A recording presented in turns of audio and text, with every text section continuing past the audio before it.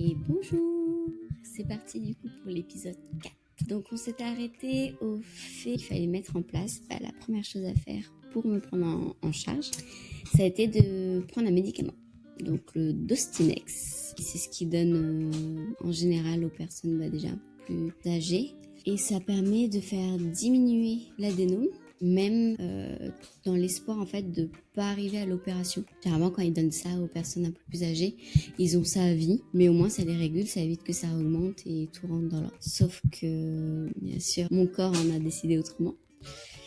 C'est que la consommation maximum autorisée pour éviter de faire une crise cardiaque, parce qu'en fait ça peut jouer sur le cœur, c'est 6 comprimés par jour, si je dis pas de bêtises. Oui c'est ça, c'était tous les jours qu'il fallait que je prenne mon comprimé. Donc nous on a commencé un comprimé, 2 comprimés, en fait petit à petit, au début ça avait plutôt bien agi, puis petit à petit on se rendait compte que ma prolactine elle remontait, donc en fait la dose ne suffisait plus, donc on augmentait la dose, 2, 3, 4, 5, et en fait je suis arrivée au 6e comprimé. Au début, ça allait, mais c'était vraiment la dose maximum, donc j'étais surveillée au niveau du cœur, ils m'ont rajouté ça va, tout a bien été, mon cœur il a toujours bien supporté tout ça. Par contre, le problème de ce médicament, c'est que je ne mangeais plus. Ça m'avait coupé tout appétit, j'avais juste envie de vomir tout le temps, dès que je voyais de la nourriture, ça me dégoûtait, et du coup j'avais perdu quand même plus de 6 kilos en peu de temps, parce que vraiment je n'arrivais plus à manger, tout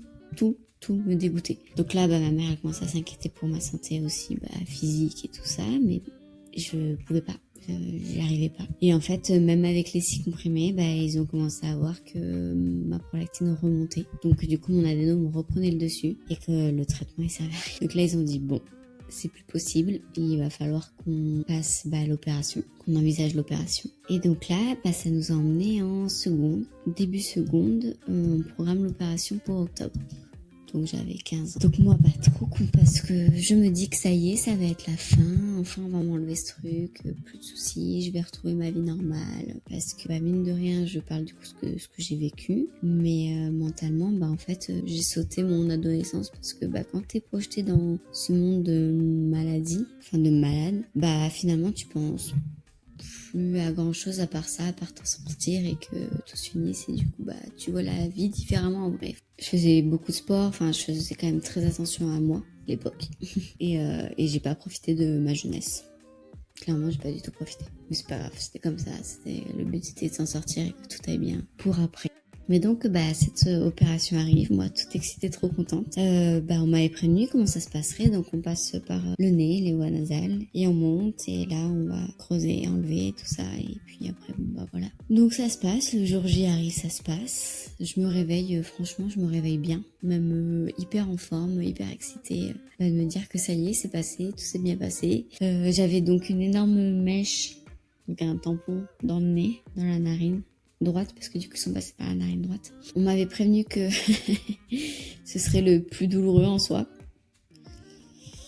parce que c'est la sensation qui est horrible. Mais bon bref, je me souviens juste à ce moment-là que le chirurgien il est passé me voir, il est même pas rentré dans la chambre. Ça j'avais été choquée, en gros, presque je le dégoûtais ou je sais pas, mais il était resté, la porte a été là, vraiment sur le bord, juste à passer la tête. Ça va mademoiselle? Ouais ça va. Et il repart. Okay. Et le jour, parce que le tampon, je crois que je l'ai gardé 1 ou 2 jours. Et donc le jour où elle vient de m'enlever, elle me dit je te préviens, tu as le droit de pleurer vraiment, même, il faut presque pleurer quoi, parce que ça fait super mal. J'étais là ok. Mais j'étais tellement excitée qu'en fait j'ai même pas pleuré. Alors par contre je reconnais que c'est horrible. J'ai l'impression qu'on m'a aspiré toute mon âme. C'était horrible. Je crois que c'est la pire sensation vraiment que j'ai eue de l'opération. Mais j'ai pas pleuré, parce que j'étais trop contente de me dire que ça y est, c'est fini, tout ça. Trop excitée, vraiment trop excitée. Puis après on m'a passé dans le service endocrino. Je rentre toujours rester 5 ou 6 jours à l'hôpital, et puis après basta. On laisse passer quelques jours, quelques semaines, non quelques jours ou semaines, je me souviens plus. Là voilà, là c'est un peu flou. Jusqu'à un jour où je me souviens, j'étais chez mon père et je reçois, je sais plus si c'est un mail ou un appel, mais où on me dit que l'opération n'a pas marché.